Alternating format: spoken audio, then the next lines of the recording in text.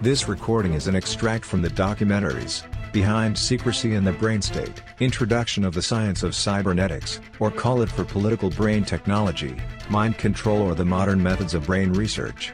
This documentary challenged our so-called democratic society. All statements made are also documented by the best facts. As extra information, it gives to the term, cyber, and how it originated. The man behind it was an American professor, rebel, threatened the military's power and died of an heart attack in Stockholm, Sweden, during a lecture at the Royal Scientific Academy. Cybernetics and our brains is what this documentary will address. Already in the title Cybernetics, and the human use of human beings, he warned of the misuse, that the new science would come in the wrong hands and that those with already too much power would got more. 10 years later, when the misuse was obvious, he did reduce his scientific work, and started to travel around the world to remind the scientists about the danger of the development. In the United States, Europe, Asia and probably all around the world, the abuse of patients went on at a large scale at hospitals. The first experiments with computerized remote control was done 1942 indicates in cybernetics, but it wasn't just experiments with the brain, but a technology with resources to change its functions were all from blindness to madness, emotions, opinions and neurological functions could be modified. Although what still is unknown, by most people, had been introduced, 85 years ago, to be used for political purposes. This was something Professor Just Mirla raised in this book, published in 1956, in that he gave clear words that both the Soviet and Hitler's Germany used electrodes against enemies at various times during the 1930s. He said that if the public did not become aware of the threat, they would be an easy prey for the wolves in the forest, something that has come true. New York Times called it one of the most important books of the 20th century and said it was necessary to know cybernetics for anyone who wanted to understand our civilization. This has become more true for every decade since then, and is now essential to have any chance to understand what goes on in the world and why it happens. Professor Norbert Wiener wasn't just a scientist but also a brain activist against those with already too much power. In the spring of 1964, Norbert Wiener, the founder of our technological civilization, reached Stockholm, Sweden, to give a lecture at the Scientific Academy. It was in this building he held his speech to the leading Swedish professors. It was on the afternoon at the 18th of March, 1964. The previous day he had delivered the same message at a lecture at Trondheim's University in Norway. Science is a way of life which can only flourish when men are free to have faith. A faith which we flow upon orders imposed from outside is no faith. And a community which puts its dependence upon such a pseudo-faith is ultimately bound to ruin itself. It may also be used to destroy humanity, and if it is not used intelligently it can go very far in that direction. But here in Stockholm all ended. In the middle of his speech, he got a heart attack and died. It was like this he left the Swedish Academy of Science.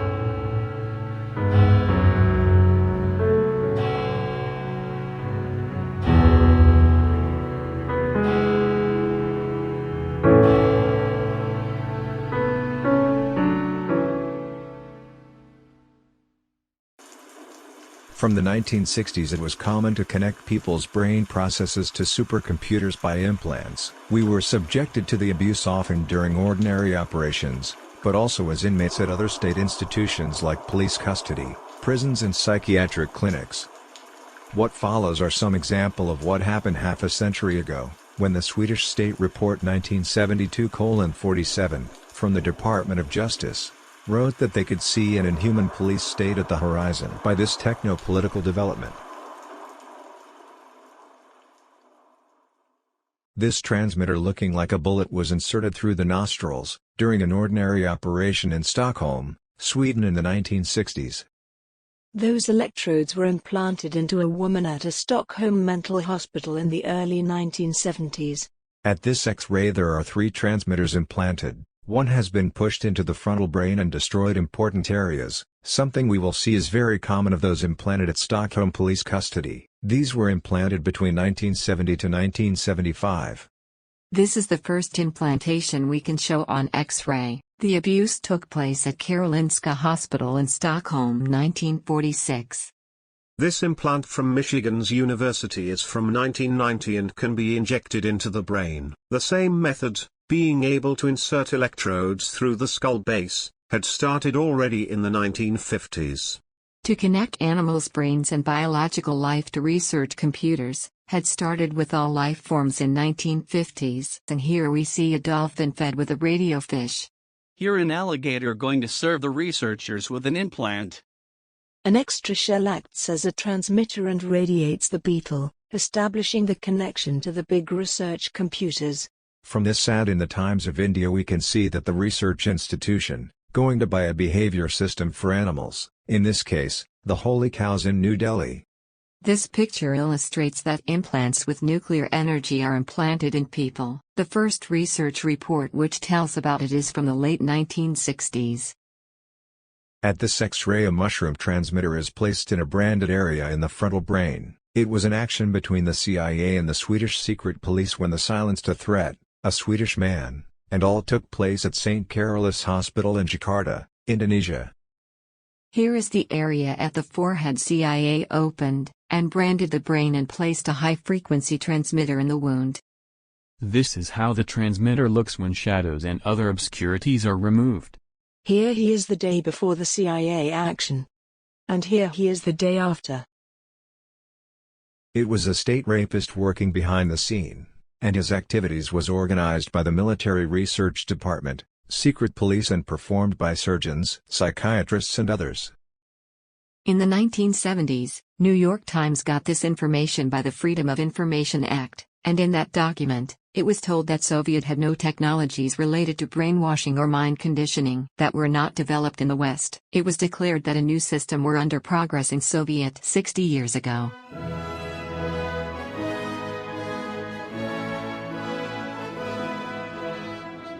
The people in Moscow, or anywhere else in Soviet Union, had no idea what were going on of interference in their brain functions. And it was just the same totalitarian threat in all Western nations where the state rape went on. When the Times, London, in March 1999, published an obituary of the deceased Sidney Gottlieb, chief biologist of the CIA's MK-Ultra, they compared him to the Nazi doctors in the concentration camps and associated MK-Ultra to what had made our world darker.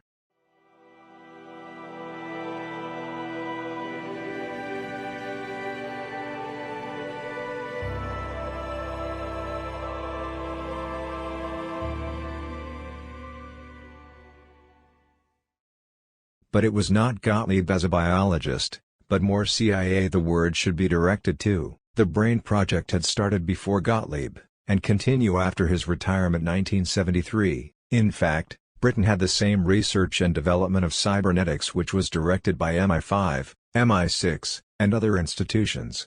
We had the same projects in Sweden, also our own Dr. Sidney Gottlieb. He was like his US colleague, director for the institution that developed the brain experiments as a techno-political idea. His name was Bo Riebeck, general, biologist and neuroprofessor, chief of the Swedish Defense Research and directed the brain and mind research from 1985. After leaving his duty, he took the job at home and here was the office of Bo Riebeck Brain Research until 2019 when he died. Here is a member of the British Parliament contacting the Prime Minister in this matter, but tells the Parliament has no power in relation to MI5 activities. All this was a part of a new war between the state and its people in which the generals were still military, while many professors and medical institutions were the soldiers, in a battle against unwitting humans.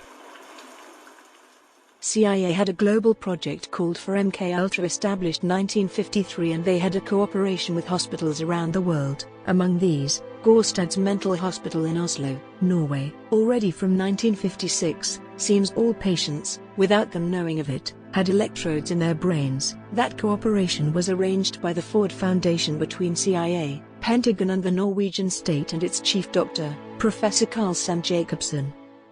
The CIA and its inhumanity can be understood from the grave at Riis Cemetery in Oslo, Norway. It is a mass grave where between 50 to 100 mental patients from Gårdstad Mental Hospital in Oslo are buried. From the beginning, it was a deep pit where, during the years 1960 to 1990, dead bodies were dumped from the nearby Gårdstad Mental Hospital.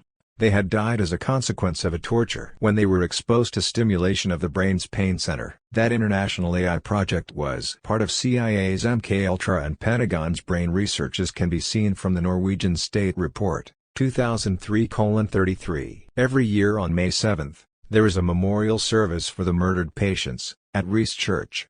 Here is a medical doctor, testifying for an bioethical commission in U.S. Dr. John Hall.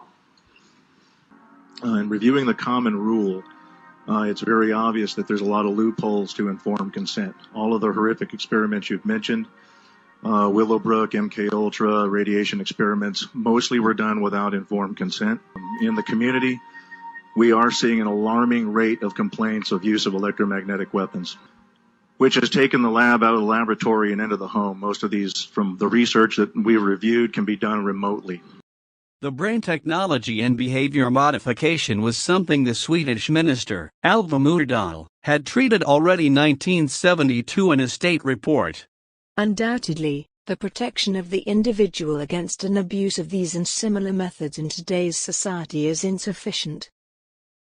The same year, 1972, when Alva Myrdal in the state report, To Choose Future, warned of the brain technology, the Swedish secret police had started to put inmates at Stockholm police custody to sleep and implant transmitters into their heads and brains. The first professor who disclosed it was the Swedish-American Peter Lindström, followed by several more doctors and Swedish state officials.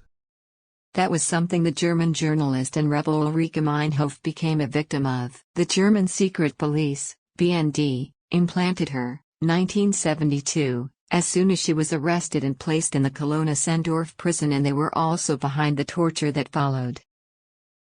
The story started a couple of years before, as a demonstration against Germany's involvement in the Vietnam War, and to protest against the bombings in Vietnam. They formed a group that blew up the US supercomputer in Heidelberg, which programmed the bombings in Vietnam. To get money for their activities, they robbed banks, and it became to be the ever greatest police raid in European history, and they were called for criminals, murderers and terrorists.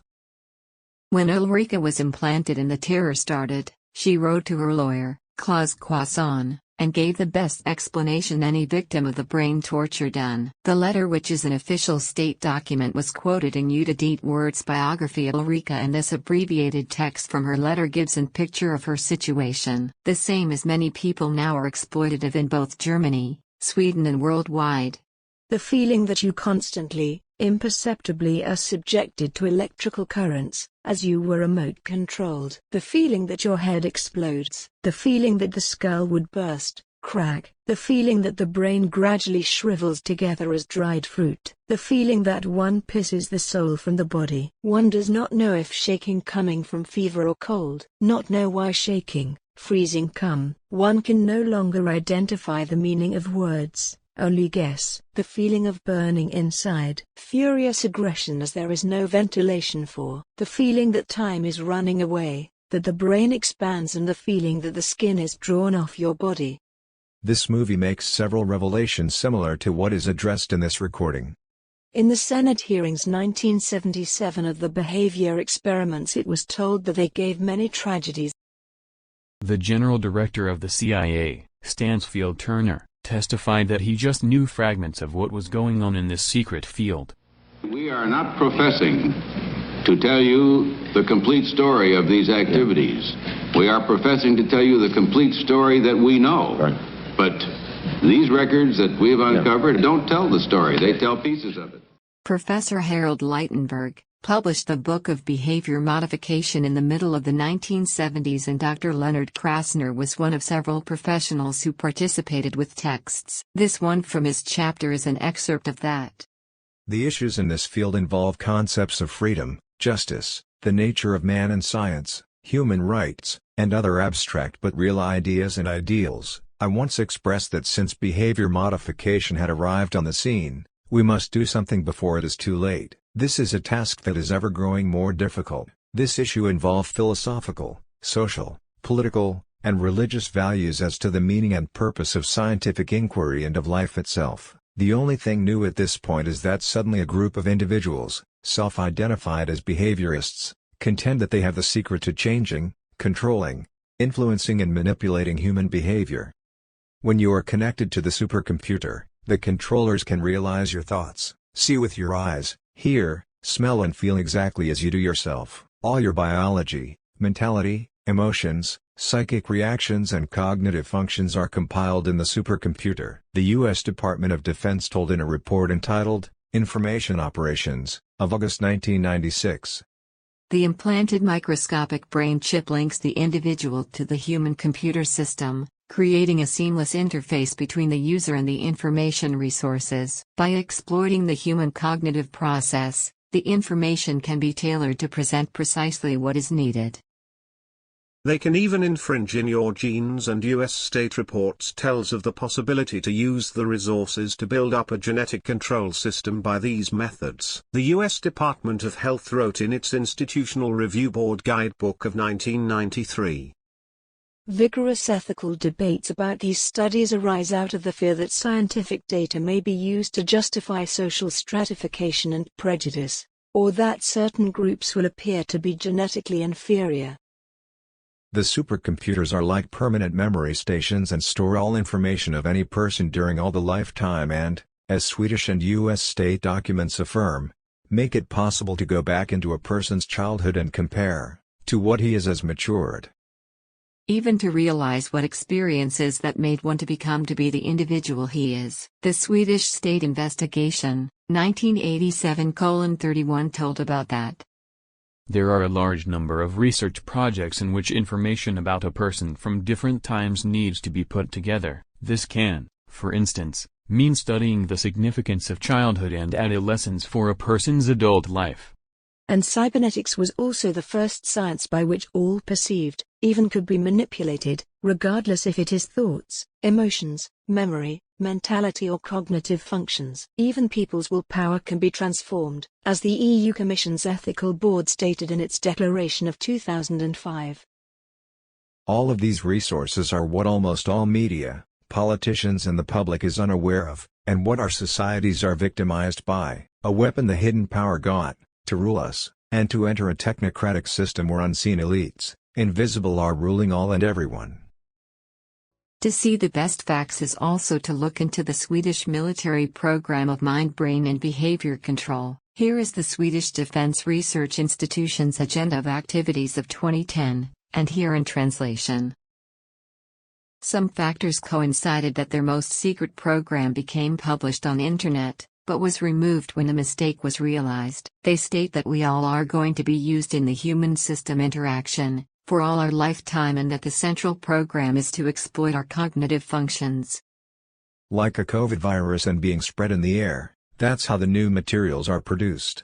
This is another text from the Swedish Military Research, 2005, 15 years ago, and they talk about a change of our biology. Micro-robots smaller than a 1000 millimeters are going to enter our blood and going to be able to communicate with our brains. This is made with a social and political context and can be described as a crime against humanity. This lecture at the Modern War Institute give an idea what USA military research DARPA have as the source of modern warfare. This can also be seen from documents of Defense Department, that they by the brain systems will be able to direct anyone anywhere to any level. What we're here to talk about today is the fact that the brain is and will be the 21st century battlescape in many ways. End of story. Out of disclosure, some of the work that I'm doing here today is funded by the Lawrence Livermore National Laboratories. I'm also funded by the European Union Human Brain Project, specifically the Sub-Project 12, where I'm the task leader for dual-use brain science. And I've also done some ongoing work with the Strategic Multi-Level Assessment crew over the past 10 years at the Pentagon, at Dr. Kabayan's group, and with DARPA. To see it in the most correct view, it is a rape, not less damaging people and society than other kind of rapes and violences. People are behavior manipulated, and this is made in a social and political context. These words are no exaggeration or misunderstanding but the accurate way to see implants in our heads and brains. This table of radio frequencies indicate what radio waves that enter the brain of U.S. citizens after hospital stay, when implanted. It was published in the thesis, Telemetry as Coming of Age, 1980, by Professor Stuart Mackay and Dean Jutter. We are on a train ride, call it for world development very few know about. And the destination is completely unknown for most people. No one have ever heard the name of the stations on that journey. Now the military went to war, but against the people of their own country and with a weapon no one were meant to know about. They organized themselves internationally and set up defense forces that nothing would be revealed. They marched into our brains to change behavior and social development. The security services became their allies and partnerships were established with doctors and hospitals that implanted transmitters in people's heads and brains.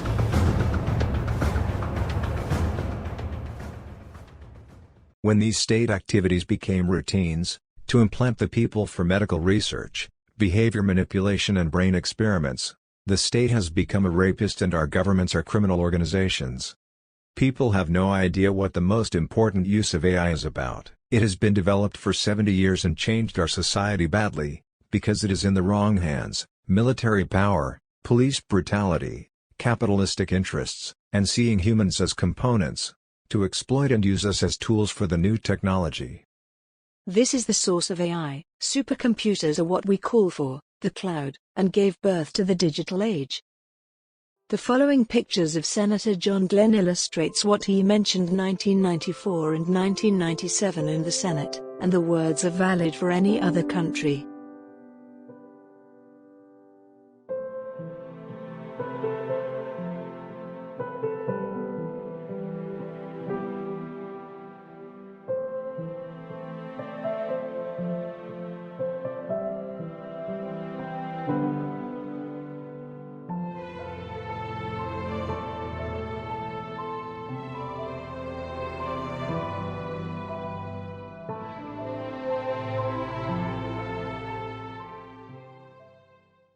There were many protests and one of the best came 2005 from the EU Commission's Ethical Board with the Swedish professor Göran Hermeren as chairman. They published the 30-page, Ethical Aspects of ICT Implants in the Human Body, and wrote about the threat to our security, our health and asked how far we should accept to be implanted.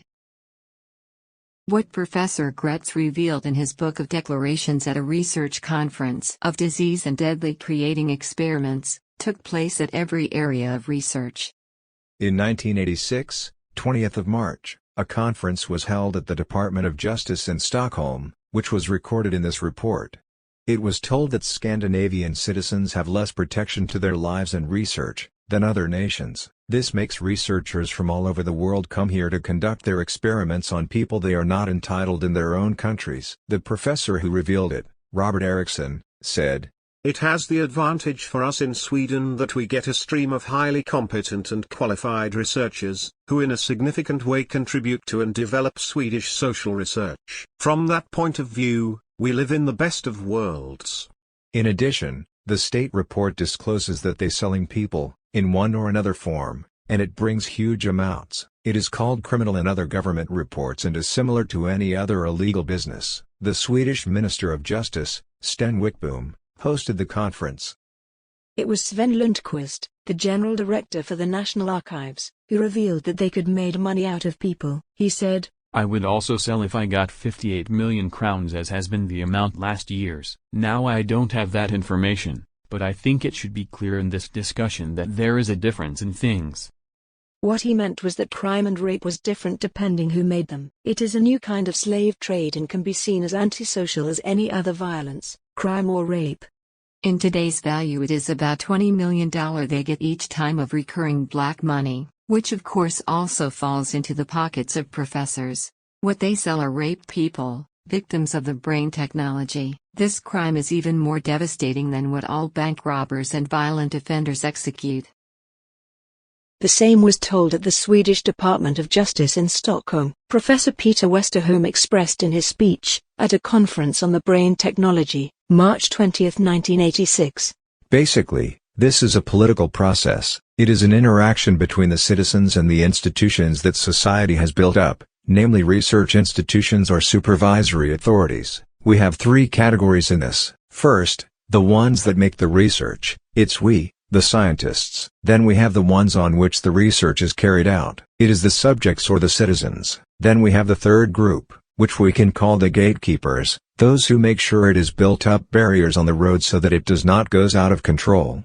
The third category Professor Westerholm mentioned is the gatekeepers are in Sweden and many countries, the Board of Health and Welfare, as together with psychiatrists declare all victims, they who insist they are used for the experiments, as mentally sick. This has for a long time been a method to hide the criminal project away from media and public knowledge.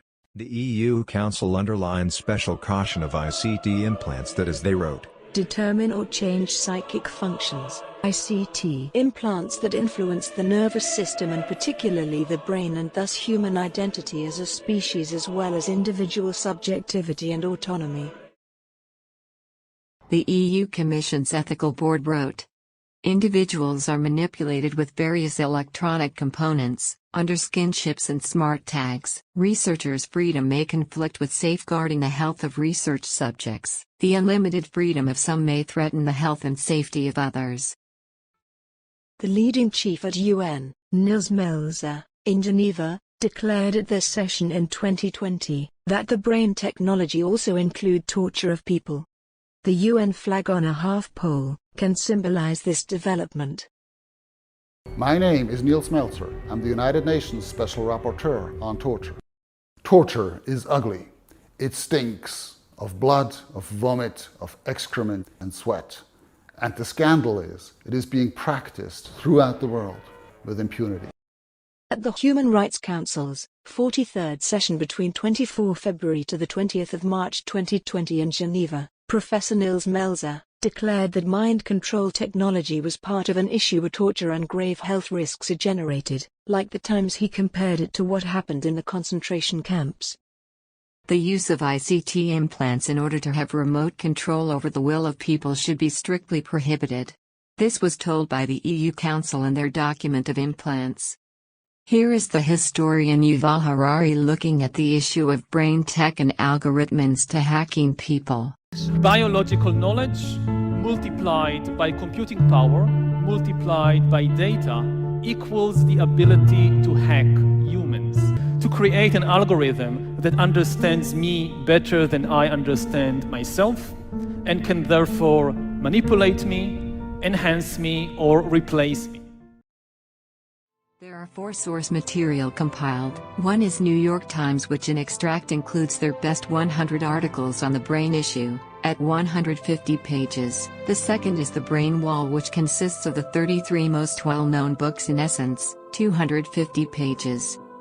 Third is Frankenstein, as integrate 33 scientific research reports of remote control of the brain and excerpt, about 200 pages, and the fourth is Documents, which comprise political statements, professors' declarations, defense research reports and some translated Swedish state investigations in summary, 200 pages. Also the Swedish Hjärntexter, 150 pages extracts from research reports, state documents and similar facts. In addition, there are about 100 shorter or longer articles in Swedish and English between 2 to 50 pages, plus some cartoons, like The Phantom, and the poster book Counterattack, 50 pages, as well as Swedish poster book on 100 pages, Slaget vid Brainpoint, translation, The Battle at Brainpoint. We must take the words of the EU Council to our hearts and realize that there is a brain issue that needs to be brought to public knowledge and debate if we want to be human beings in the future.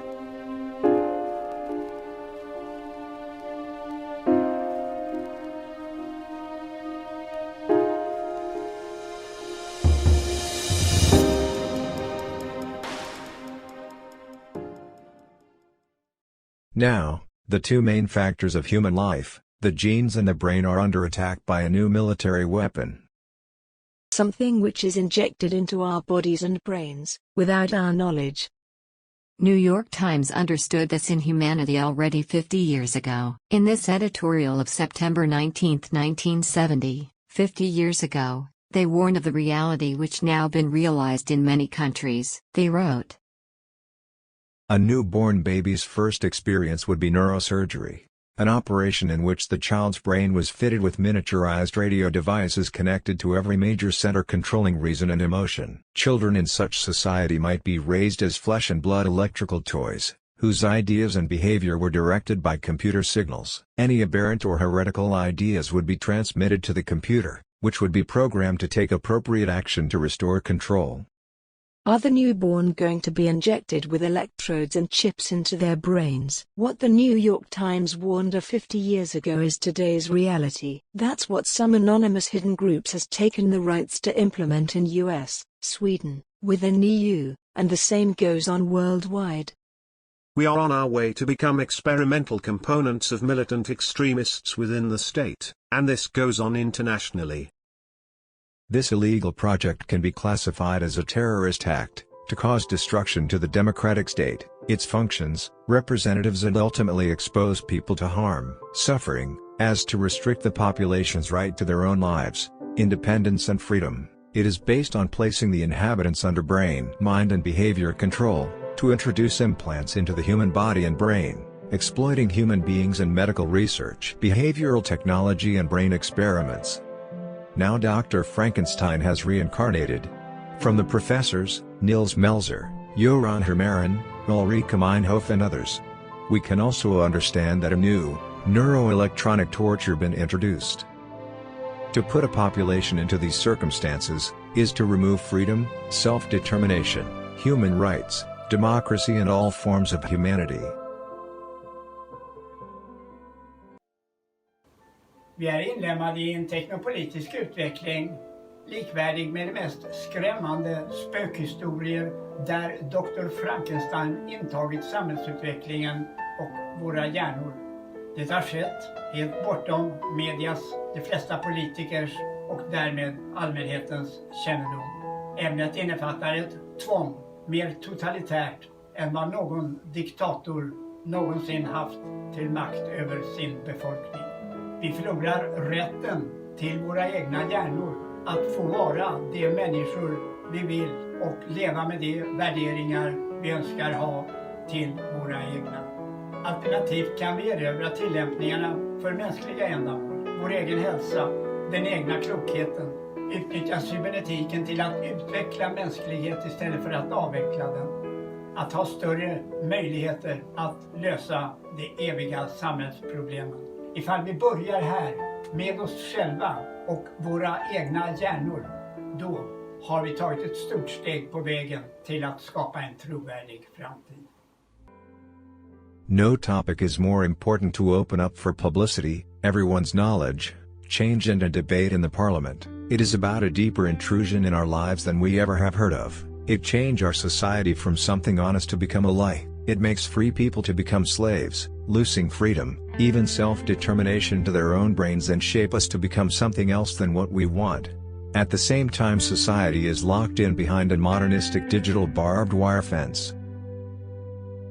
Although this documentary first of all is addressed to the people, to social activists, to media in general, it has a special dedication to Swedish authorities, the parliament and government. And the same message is obvious to all other nations with the same techno-political development. People are of course not going to be forced to live with electrodes and chips in their brains. Newborns are of course not going to have their first meeting with life, to be raped by the state where they are born. Pregnant women should of course not be enforced to risk their babies being born with genetic and brain damage, because of perverted medical research and state power. This is the crossroads where we have to take back what's been lost and open up a new time where cybernetics can give us as much good as evil has threatened us.